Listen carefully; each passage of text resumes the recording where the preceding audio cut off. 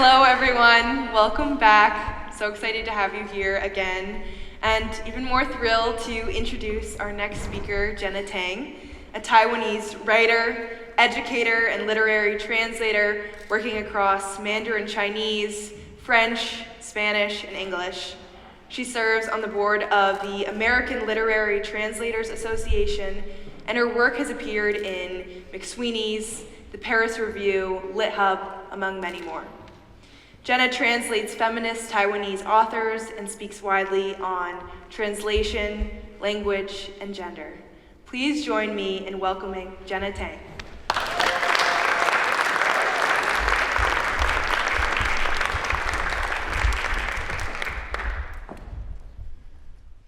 Hello everyone.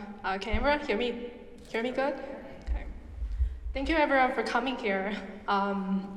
I'm a literary translator who translates from, as you could hear, from Mandarin Chinese, English, French, Spanish, and other languages that I'm still learning.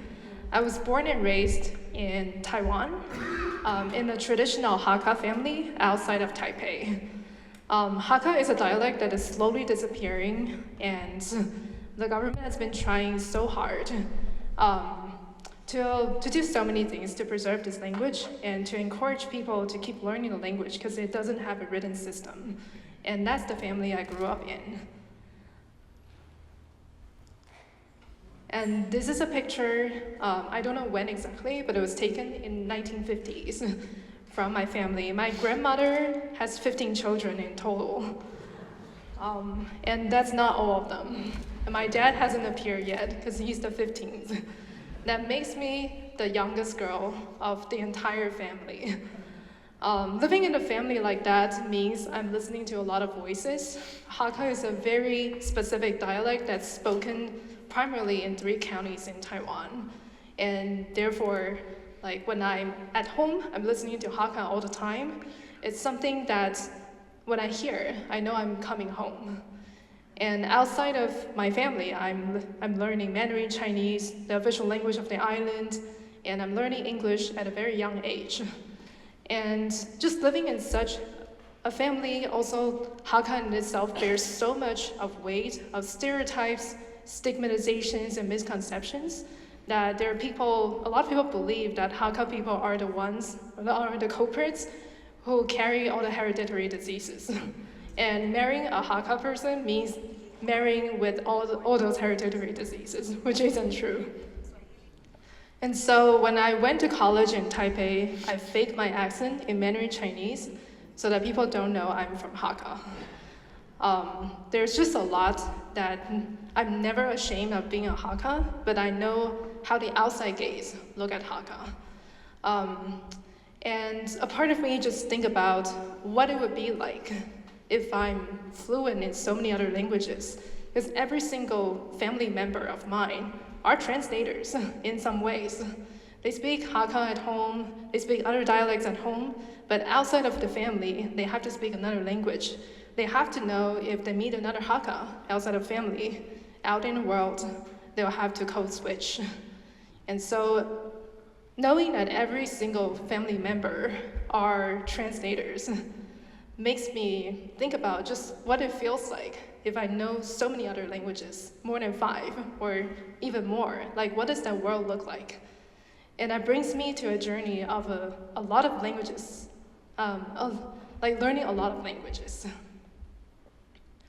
And so in high school, I did this experiment. The most popular and most available language courses at a time in Taiwan are German, French, and Spanish. So I took all of them in different semesters. It was fun, and I remember at a time, because I was a teenager, I had to be picked up, and living in a sizable family like that, I have 38 cousins, some of which I don't know they're my cousins, and they're all in different last names, and even now, looking at these audiences, I was like, maybe one of you is my cousin? I don't know. And so during those language courses, a lot of my cousins would take turns picking me up. And the funny anecdotes to that is that when I finished my German class, one of the cousins came picking me up, and my classmates would be like, "Is that your grandma?" And I'm like, yeah, kind of. It's my oldest cousin is 67 years old, and I'm 30. So imagine when I was a teenager, what that feels like. And so, being an aspiring musician before, I play piano, clarinet, and cello. There are a lot of languages on the musical notes that are primarily in German, Italian, other languages. And being able to be fluent in some ways in German makes me understand those, like it used to be signals when I play music, reading those musical notes. And it used to be signals, but when I'm fluent, I feel like I'm more in tune with those languages, knowing how to present like the sentiment of those music and what's the backstories behind it. And that's the very first immersion and experience of knowing when you know a language better. That's what that language brings you. I also learned that when you love a language enough, that language is gonna love you back in its own way. It's gonna bring you some experiences that you would never expect. And I just love that feeling. And that was German. German has a very particular grammatical system that is very structured to me. And that established my ways of knowing how to memorize vocabularies, establishing my habits of making my language learning physical, writing down the words, playing with crosswords, and reading newspapers, listening to music. Everything physical is gonna feed into my experience of language learning and how I connect with the language and how that language later connects me to the other side of the world. Later on in college, among the 3 languages, I had to pick a major. And guess which one? French. I picked French. Some friends say because I'm Pisces and I'm romantic. And I just want to be aligned with that, which is not true. At the time, it's because of music. There are also, I truly love music from Chopin. And I heard about this story that later makes me decide that I would learn French first and spend 4 years in college just for that. I heard that Chopin, I could be wrong, but that story goes, when Chopin was about to pass away, like he had spent long enough years in Paris, that he told people that they can bury him in Paris in one of those cemeteries, but his heart has to be in Poland. And that heart, to this day, is stored in a cellar. I don't know if it's a cellar or a pillar somewhere in that church, because it's Polish. And that story was really moving in some ways. And those kind of stories about people moving to different places, learning different languages, how they connect with it, and how they reconsider and redefine their definition of home is really moving. And that's what brought me to French. And in French, I tried to discover all these stories all along through films. And living in a very conservative family, language is a way out. It's a way of escapism.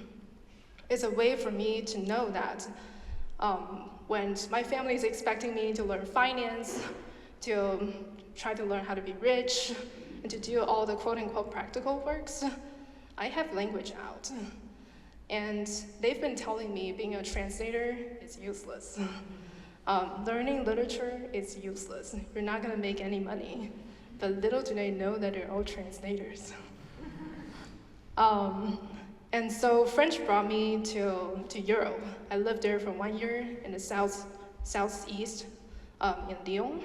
And in Lyon, I learned to appreciate what it's like living in a new language in an immersion, being alone as a younger person, young adult, living with whole independence, living in that language, and that language bring me to somewhere I did not expect, but in a good way. So French was my primary language for a long period of time, but at the same time, I learned the colonial history, that learning a language is not just learning the proficiency of that language, it's also about learning the colonial history, knowing that there are many Frenches. There are Haitian French, Canadian French, French, and a lot of different African countries have their own French. And knowing that multiplicity It's like learning each of my family members speaking the same dialect, but are so different. And in some ways, they are in connection in my head while in the process of learning French. And Spanish is especially meaningful to me because it gives me a destination. There are so many natural wonders that's out there in the world, maybe on social media, and maybe people talk about it. All these natural wonders that look so surreal and so beautiful that when I looked at it, especially when I was in bed, super sick. I was sick for 6 months, cannot move, and there was very little chance that I could go overseas at a time. That I was dreaming about going to those places, and the idea of going to the opposite side of the world fascinates me. And I know that Latin American Spanish is gonna bring me there. And at the same time, a story happens. I met someone who left, and at the time, I felt like if I learn Latin American Spanish, and if my language proficiency gets good enough, maybe we're gonna meet each other again. And maybe this pursuit of love is gonna bring me somewhere. It's gonna bring me to some kind of destination. And so spend days, months, weeks. Language learning to me is not just sitting in the library, reading all the grammatical rules, doing my homework. It's part of it, it's boring. I always skip classes. But I feel like being able to be engaged in that language, hanging out with the language speakers, put yourself out there. You don't always have to go overseas, but just the fact that you're creating that immersion for yourself. Listening to music, watching movies, watching shows. There's so many ways that you can immerse yourself in the culture instead of having to really put your step out there, even though that can be one of your destinations too. And so my love for Spanish comes from me used to be an aspiring musician. I love all the Latin pop and all kinds of music that's in this language, that when I speak the language, I just feel happy. And knowing that one day I can maybe save enough money and travel to the other side of the world, which is the total opposite end of Taiwan, fascinates me. There are some scenes during my travels that I did solo in the past few years that I would like to share with everyone. This is Valle Gogora.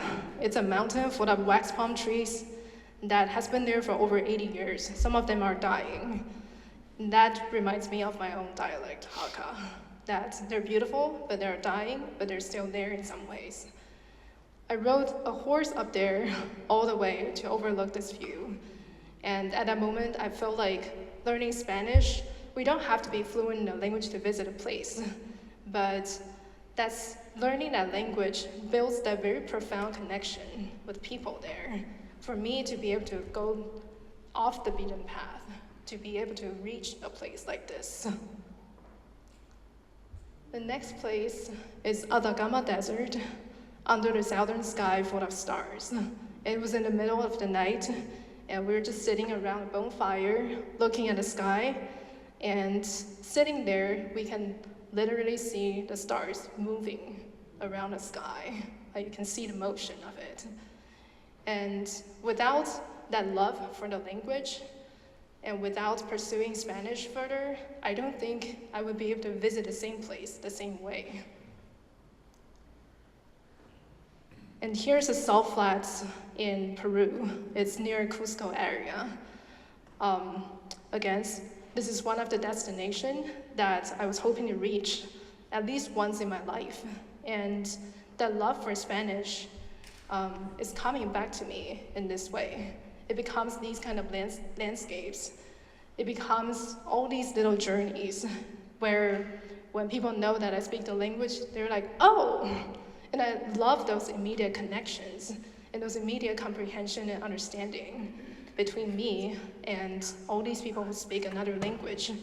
And I know that when I'm in Taiwan or when I'm somewhere else, when I feel like I'm stuck or isolated, languages are gonna bring me another side of the world. And there's always a world out there for me because of languages. This is, in my opinion, my ultimate destination for Spanish. It's the Salt Flats in Uyuni, a very small indigenous town in Bolivia. It's up there over 5,000 kilometers, 5,000 meters. It's very high up, and this is an unedited photo. The reflection of it and being in a fully indigenous village requires us to speak in both Spanish and a little bit of on-site learned indigenous languages. And because of all this combination of languages, it makes me relish that love for language. And over again, seeing these landscapes, meeting all these people, without learning English, Spanish, French, I would never be able to have the opportunities I have to this day. I would never travel across the US talking about feminism, Me Too, and I would not be standing here talking about my travels and my love for languages. And I thought sharing that love for languages is very important. Because language is a very genuine way and profound way to connect ourselves with other people. And it allows us to explore that love within ourselves. And it gives us destination and future things to do. In 2 months, in 1 year, there's so much possibilities that language can create. And having learned all these languages makes me cherish my own dialect even more, even though it is disappearing. But thinking about all the languages learned and all the journeys I took, it's really hard to summarize all of the languages I've learned and how those journeys look like. There's so many anecdotes I can share, but I thought these landscapes can stand those significance. It can tell how much it means to me to learn these languages and be able to be so close to these landscapes, maybe even more than once, and be able to meet with you all. And that's what language means to me, because language is love. And learning a language is exploring that love and exploring how we love ourselves. Thank you.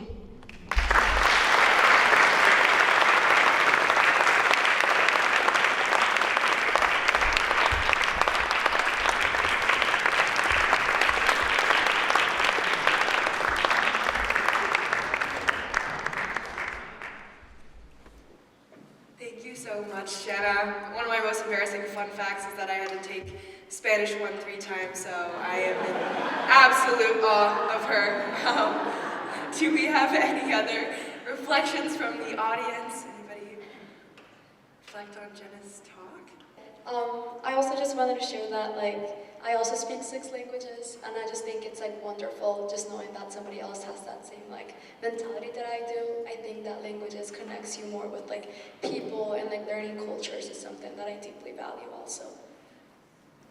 Thank you so much, Jenna, for coming.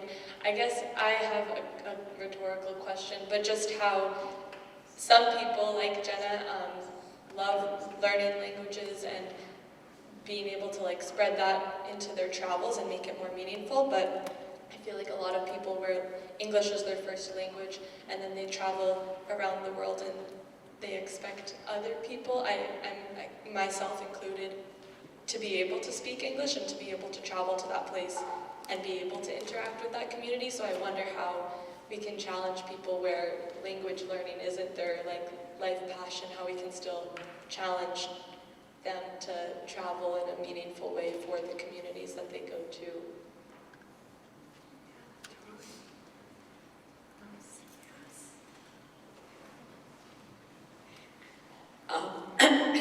I understand a lot about languages that are passed down orally, because the language Konkani, which I spoke about, briefly in my talk, is a language that has been passed down orally from generation to generation with no official script. And so when I created the first book for my daughter, I actually created the alphabet in a script I knew, and then created the book for it so that I could pass it on in some way in addition to the oral language and preserve it for future generations. And so I think trying to think about these languages that we are losing for all these different reasons, it just is pretty incredible to think of the diversity that exists in this world and what we need to do to cherish and love it as much as we can and preserve it.